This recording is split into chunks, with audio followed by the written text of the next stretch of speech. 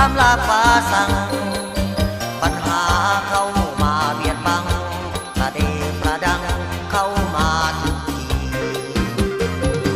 ยิ่งที่ระวังก็ยังจะแต่งงานนอนี้แรงใจให้เราสองปีได้ดีเพราะเขาชูใจทำงานเหนื่อย